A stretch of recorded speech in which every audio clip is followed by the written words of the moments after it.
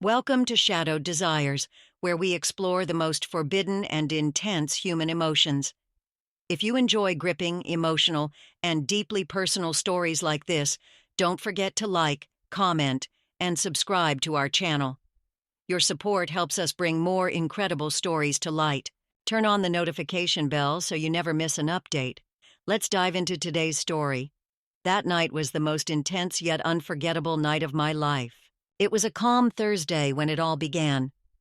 I lay on my back, gazing at the faint patterns of moonlight casting soft shapes on the ceiling, my thoughts scattered and restless. I felt a deep loneliness creeping in. My husband, Thomas, had been away on an extended business trip and wouldn't return for another 2 months. It had already been 3 weeks since I last saw him. The stillness of the night was broken by the soft creak of the bedroom door, and I suddenly realized I wasn't alone. Sitting up slightly, I squinted at the faint figure standing in the doorway. My 19-year-old son, Ethan, was there, his broad shoulders silhouetted against the dim glow from the hallway. He paused, gripping the doorframe tightly, as though anchoring himself. "Mom," he said softly, his voice tinged with uncertainty. I rubbed my eyes, my chest tightening at the sound of his voice. "Ethan, what's wrong?" I asked, concern lacing my words. He didn't answer immediately. Instead, he stood frozen, his shadow stretching across the room, the weight of his presence heavy in the air. Finally, he stepped inside, his bare feet making muted thuds against the carpet. There was a hesitation in the way he moved, cautious, almost wary, that made the atmosphere in the room feel even more charged. "I couldn't sleep," he murmured, his voice barely above a whisper. I glanced over at the clock on my nightstand, 2:14 a.m. Ethan wasn't one to disturb me unless something serious was on his mind. My chest tightened further as I swung my legs over the edge of the bed and motioned for him to come closer. "What's going on?" I asked softly. He hesitated again before finally sitting down on the edge of the bed. His posture was rigid, his hands tightly clasped in his lap, as though bracing himself for whatever he was about to say. I watched him waiting, but his gaze remained fixed on the carpeted floor, the tension radiating from him almost palpable. "Ethan, you can talk to me," I said softly. "Whatever it is, I'm here." He exhaled a shaky breath, his fingers nervously tugging at the hem of his t-shirt. It's hard to explain," he said at last. "I've been feeling something different, and I don't know what to do about it." His words sent a ripple of unease through me. Leaning forward slightly, I tried to keep my voice steady despite the knot tightening in my stomach. "Different how?" I asked. That's when he looked at me, his eyes locking onto mine with an intensity I wasn't prepared for. "It's about someone," he admitted, his voice quiet but charged. "Someone I've been thinking about a lot. Someone you wouldn't expect." Relief briefly washed over me as I assumed this might be about a girl, a crush at school, perhaps, that he didn't know how to navigate. Ethan had always been shy about his feelings, keeping them bottled up until they reached a boiling point. "Okay," I said, offering a reassuring smile. "Who is it? Someone from school?" He shook his head quickly, his gaze dropping again. "No," he murmured, his voice barely audible. "It's not someone from school." "Then who?" I pressed gently, though a strange sense of unease was beginning to creep into my chest. "Ethan, you can tell me. Whatever it is, we'll figure it out."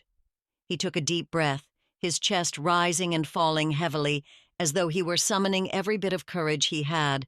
When he finally spoke again, his voice trembled. "It's you, Mom," he said, the words hanging heavy in the air. "It's always been you." His confession hit me like a tidal wave, knocking the air from my lungs. For a moment I couldn't speak, couldn't think. My mind raced to process what he had just said, but the sheer weight of his words left me stunned. "Ethan," I managed, my voice faltering.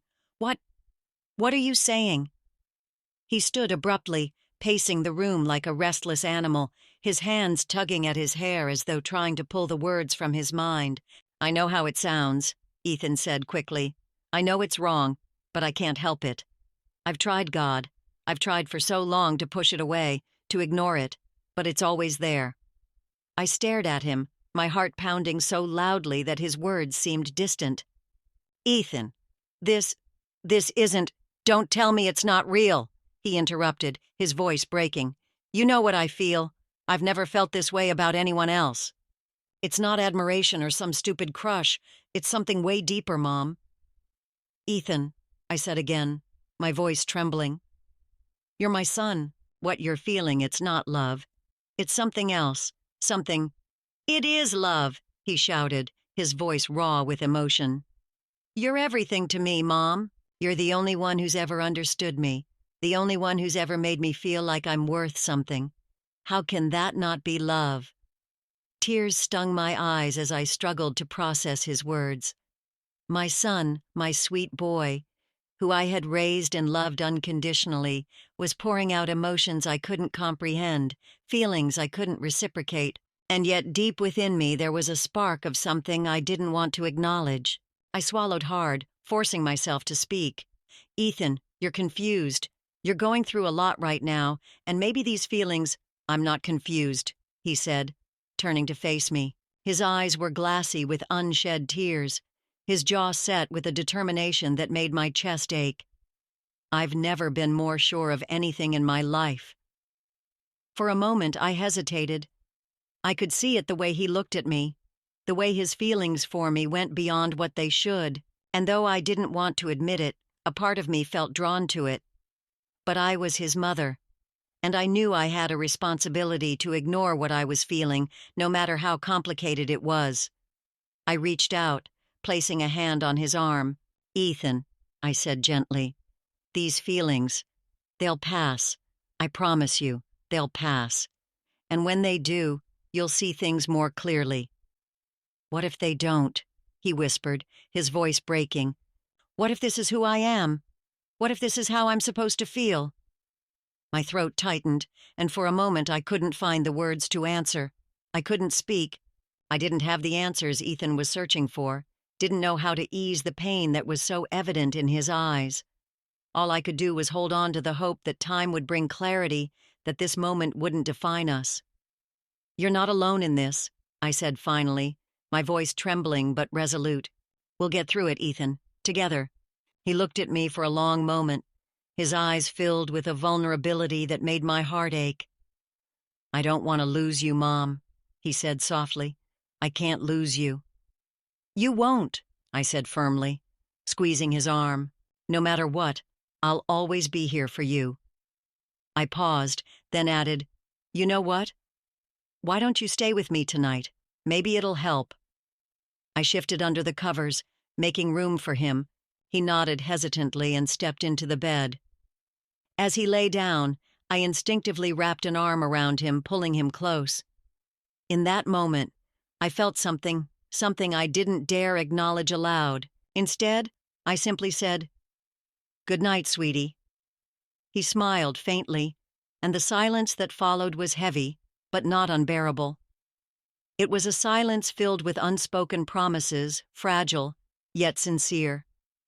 As he closed his eyes, I felt a glimmer of hope that we could weather this storm, no matter how impossible it seemed. But deep down, I knew this was only the beginning.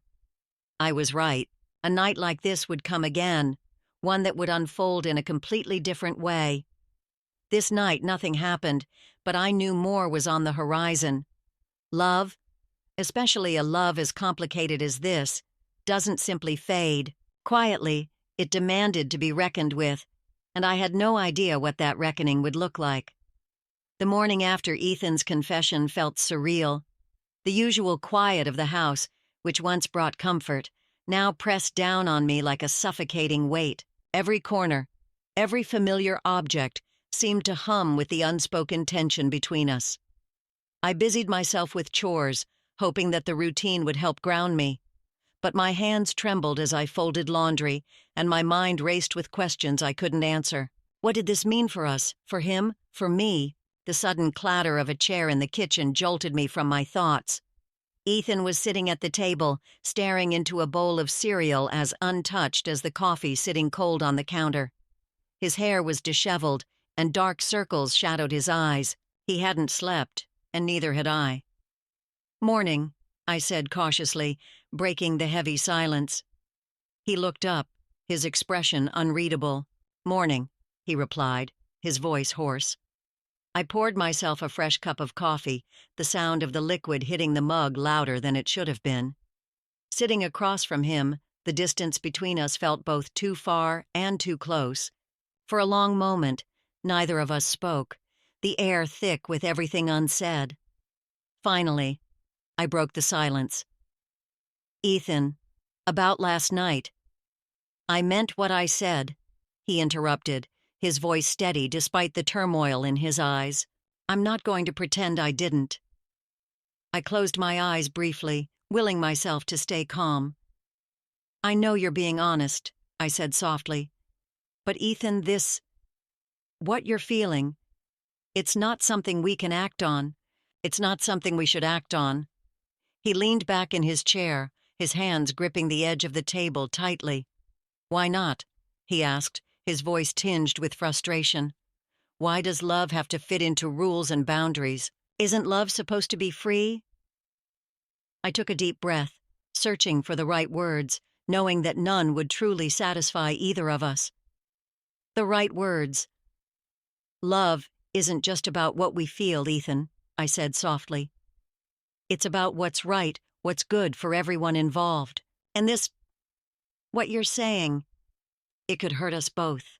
He looked away, his jaw tightening. "I don't want to hurt you," he said quietly. "That's the last thing I want." "I know," I said, reaching across the table to place a hand over his. "And I don't want to hurt you either. That's why we have to handle this carefully. We need to find a way to move past this." His fingers tightened around mine, and for a moment I saw the boy he used to be, the boy who'd clung to my hand when he was scared, who'd looked to me for guidance and comfort. But this was different. The way he looked at me now was different. "I don't know if I can move past it," he admitted, his voice barely above a whisper. "But I'll try. For you." Tears welled in my eyes as I gave his hand a gentle squeeze. "That's all I ask." The days that followed were a blur of awkward conversations and forced normalcy. Ethan tried to keep his distance, retreating to his room or spending long hours out of the house. I told myself it was for the best, that the space would help him sort through his feelings.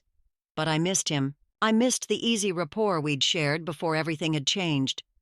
Even though he tried to avoid me during the day, we still shared the same bed at night. Yet, despite the closeness, I felt a growing distance between us. One evening, as I was preparing dinner, I heard the front door open and close. Ethan stepped into the kitchen, his hair damp from the rain. He looked at me for a long moment, as if debating whether to say something. "Hey," I said, trying to keep my tone light. "You're just in time, dinner's almost ready." He didn't respond right away. Instead, he walked over to the counter and leaned against it, his arms crossed. "I've been thinking," Ethan said finally.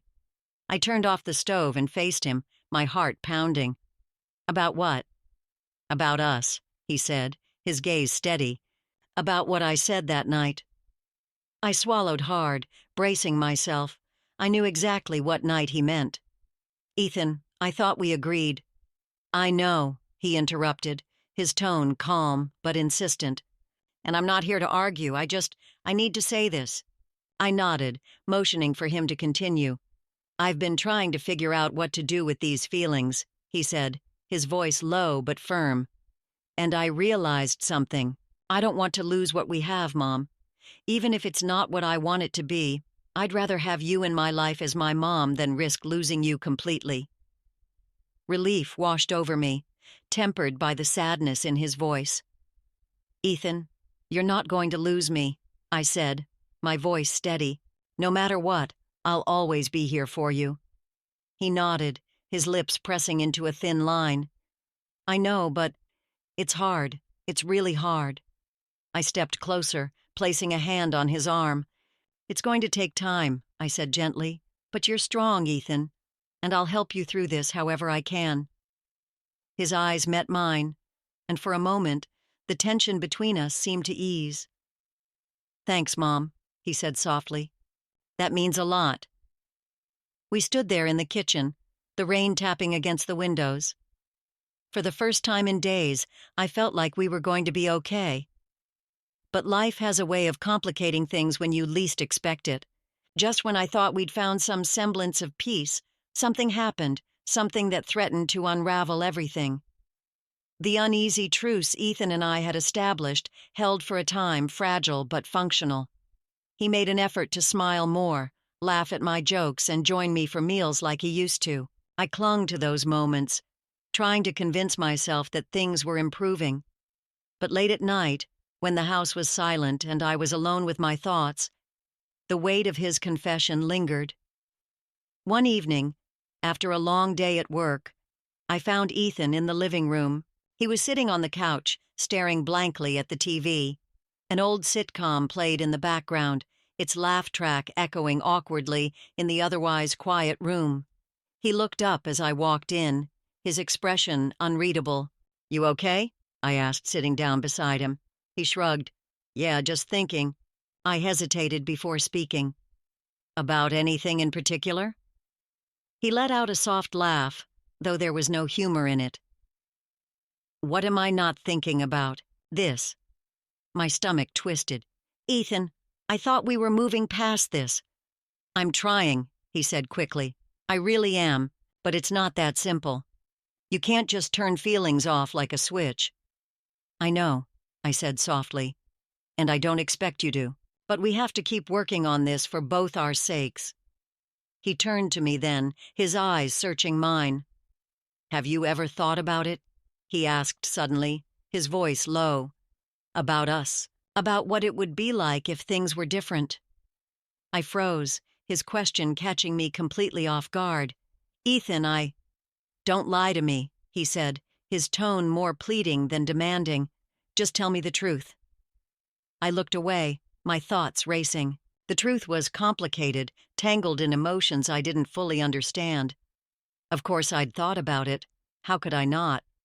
Not after what he'd said, but acknowledging those thoughts, even to myself, felt like crossing a line I couldn't uncross. "It doesn't matter what I've thought," I said finally, forcing my voice to remain steady. "What matters is doing the right thing. And this isn't right." He sighed, running a hand through his hair. "I know you think that, but what if—" "No, Ethan," I said firmly, cutting him off. "There is no what if. We're not going to have this conversation." He stared at me for a long moment, his expression a mixture of frustration and sadness. "You're scared," he said finally. "Yes, I am," I admitted. "Because this isn't just about you or me. It's about everything we've built, everything we stand to lose." But I was lying. He was right. I was scared, but not for the reason he thought. I was scared to tell him that, over the past few days, I'd started feeling something too, something I didn't know how to face, let alone admit. He didn't respond, and the silence that followed was deafening. Finally he stood, his movements stiff and deliberate. "I'm going for a walk," he said, heading for the door. "Ethan, I began, but he was already gone. The hours passed slowly, each minute dragging like an eternity. I sat by the window watching the street, my worry mounting with every moment Ethan didn't return. It wasn't until nearly midnight that I finally heard the door open. I rushed to the entryway, relief flooding through me as I saw him step inside, soaked from the rain. "Ethan, where have you been?" I asked, my voice trembling. "Walking," he said simply, shaking the water from his hair. I grabbed a towel from the bathroom and handed it to him. "You're going to get sick," I said, my worry spilling over as irritation. "You can't just disappear like that." He sighed, running the towel over his face.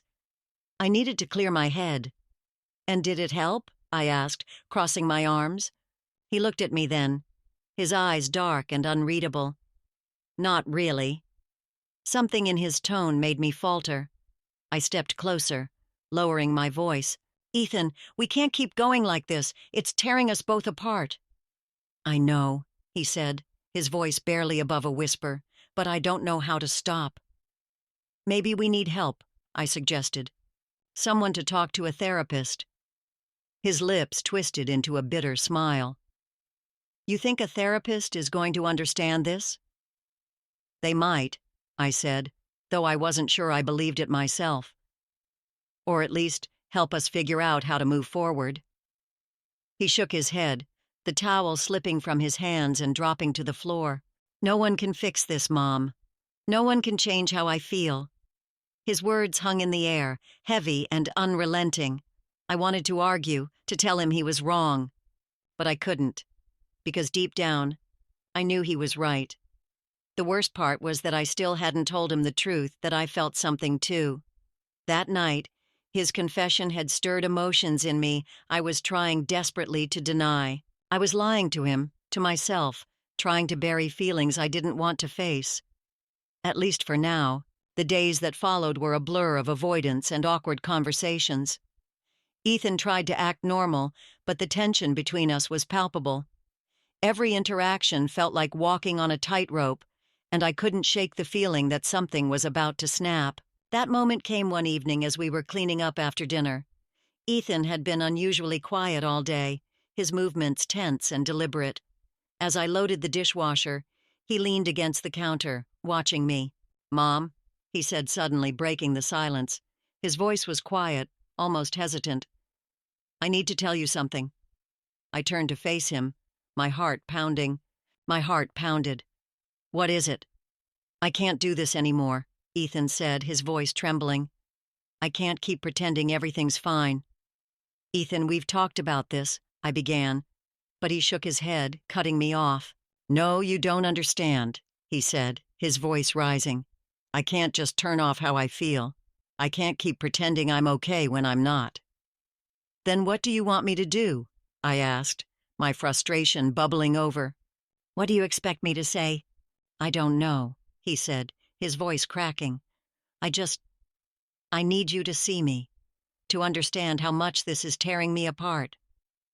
"I do see you," I said, my own voice trembling now. "I see you every day, Ethan, and it breaks my heart to see you like this. But I don't know how to fix it." He took a step closer, his eyes locking onto mine. "You can't fix it," he said quietly. "But maybe we don't have to." I stared at him, my mind reeling. "Ethan, what are you saying?" He didn't answer. Instead, he closed the distance between us, his hand brushing against mine. My breath caught, the air between us suddenly electric. But the moment didn't last. I stepped back, breaking the connection.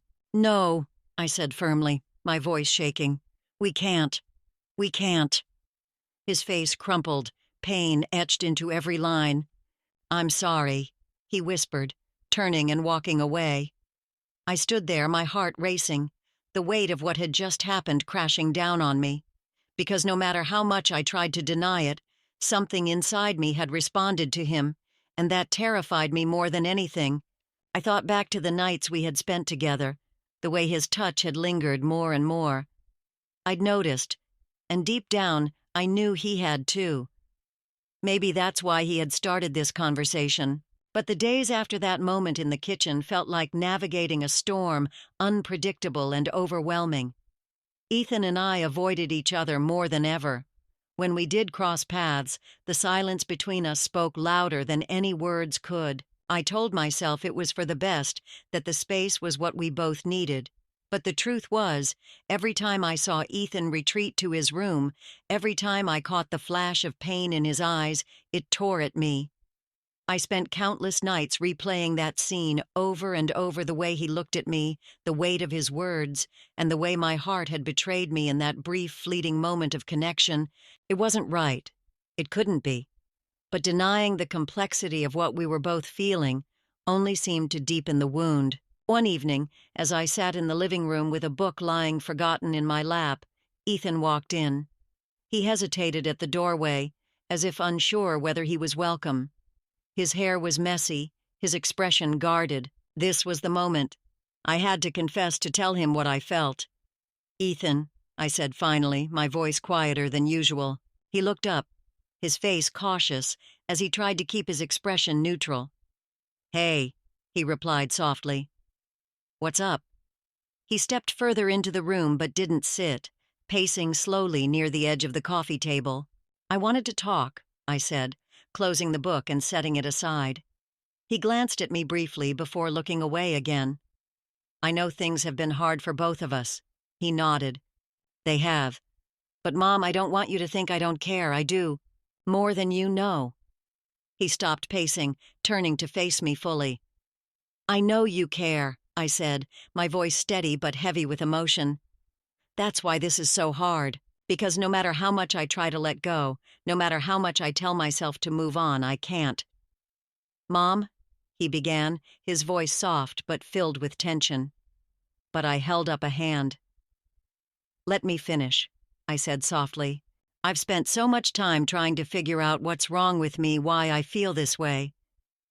But the more I think about it, the more I realize it's not wrong to feel love, is it? Even if it doesn't fit the rules, even if it scares people." I swallowed hard, my own words striking something deep within me. "Love isn't wrong," I said carefully. "But sometimes acting on it is, especially when it could hurt the people we care about." He nodded slowly, as if he'd expected that answer but still needed to hear it. "I get that," he said quietly. "I do. But what am I supposed to do with these feelings? Bury them? Pretend they don't exist?" "No," I said finally, shaking my head. "You don't have to pretend. And I need to confess something, too. I'm telling you this because I want to help you channel these feelings into something that helps you grow, not something that holds you back." Ethan sank into the chair across from me, his shoulders slumping. "That's easier said than done, Mom," he murmured. "But tell me, what do you have to confess?" "Well," I said softly, my heart pounding, "I think you might have already noticed, for the last couple of nights while we were sleeping together." For a moment, he didn't respond. Then, to my surprise, he let out a quiet laugh. "Your touches?" he asked. "Of course I noticed, but I told myself you did that to make me feel better. To be honest, they only make me feel lost. They make me feel so close to what I want, but yet so far away," Ethan said, his voice filled with quiet desperation. "You're not lost," I said, leaning forward, my tone soft but steady. "You're just finding your way, and that's okay. It's part of growing up." He looked at me then, his eyes brimming with vulnerability, and it made my chest ache. "I don't want to lose you, Mom," he said softly. "I can't lose you." "You won't," I replied firmly, my voice unwavering. "No matter what, I'm here for you. That will never change." But even as I said the words, my heart pounded high in my chest. He didn't notice, but I was fighting a storm of emotions. I hadn't yet told him the truth that those touches weren't only for his benefit. They were also because of what I wanted deep inside. I took a deep breath, deciding it was time to clear the air. "Let me finish what I was going to say," I began. "Ethan, those touches, they weren't just to make you feel good. They were because I felt something, too." His breath caught, and his eyes widened slightly. "They what?" he asked, his voice uncertain. "I felt something," I confessed. "In fact, I still feel something. Ethan, I've been scared to tell you because I'm your mom, and it's wrong. What we feel, it can't be true. But I can't deny what I'm feeling." He stayed silent for a moment, then leaned toward me, placing a hand lightly on my leg. "Ethan," I said, my voice trembling, "we can't do this. What about Dad?" "We can," he whispered, his tone insistent but tinged with hesitation. "No one has to know." I saw the uncertainty in his eyes, and even though my heart screamed otherwise, I leaned in and kissed him intensely but briefly. The kiss was electric, charged with emotions neither of us could fully process. But it didn't last. I pulled back, my hand gently pushing him away. "We can't," I said firmly, my voice breaking. "Let's just get a good night's rest and we'll talk about this tomorrow, okay?" He nodded, though the tension between us was far from gone. We went through our nighttime routines in near silence. While brushing our teeth and washing up, I caught his reflection in the mirror, and for a fleeting moment, I smiled at him. He returned a faint smile, but it didn't reach his eyes. I changed into my pajamas and crawled into bed, trying to steady my thoughts. For weeks now, ever since that first night of his confession, we had been sharing the same bed. It had become our routine. A few moments later, Ethan entered the room. I opened the sheets for him, silently inviting him to join me. As he slid under the covers, the tension between us was almost unbearable. I turned to him briefly. "Let's just rest," I said softly. "We'll talk about everything tomorrow." He nodded again, but the weight of everything unspoken lingered in the air, heavy and unrelenting. "Tomorrow before Dad returns, okay?" I said softly. "All right," Ethan replied, his tone subdued, as though he had already resigned himself to the idea that nothing was going to happen, but I certainly hadn't. I turned off the nightlight and said, "Good night, honey," turning away from him. "Good night, Mom," he whispered in return. My mind raced. Minutes felt like hours as I lay there, my thoughts spiraling in a whirlwind of emotions and doubts. At one point, my foot brushed against his leg, partly on purpose, partly by accident. He didn't pull away, and before I knew it, I found myself pulling him closer. He grabbed my leg gently, and I turned to face him. For a moment I hesitated, caught between the weight of everything we had been through and the undeniable pull I felt toward him. But then, I let it happen. I kissed him, and it didn't stop there. We went further than kissing, surrendering to the emotions that had been simmering for weeks. I'm not going to go into detail about what happened, but I let myself go completely. At that moment, I felt alive. For the first time in weeks, maybe even years, I was free of the doubts and fears that had consumed me. It didn't feel wrong or confusing. It felt like love. Pure and simple love. The kind of love that had grown naturally between us over the years, rooted in care, trust, and understanding. That's what I told myself as we embraced the moment. But as quickly as it began, it ended. It was all too intense for him, and I could understand that. When Ethan pulled back, he smiled at me, his expression soft and vulnerable. "We're okay, right?" he asked. I nodded, then slipped out of bed and made my way to the bathroom. The weeks that followed were different. In many ways, they were easier. Ethan seemed more at peace, more himself. His father had returned, and Ethan started spending more time outside, reconnecting with friends and even picking up hobbies he'd abandoned over the past year. I threw myself into my routines, finding solace in the small, everyday tasks that kept life moving forward. But as much as I wanted to believe we were healing, the undercurrent of what had passed between us remained. It was like an invisible thread, binding us together in a way neither of us could fully escape. Up until now, I haven't told my husband what happened, and Ethan and I haven't spoken about it either. I don't know what to do or how to process what's happened. What are your thoughts on this? I'm curious about how others might view what I've shared. It's crazy what happened, and I can't deny it. But more than anything, I can't turn back time.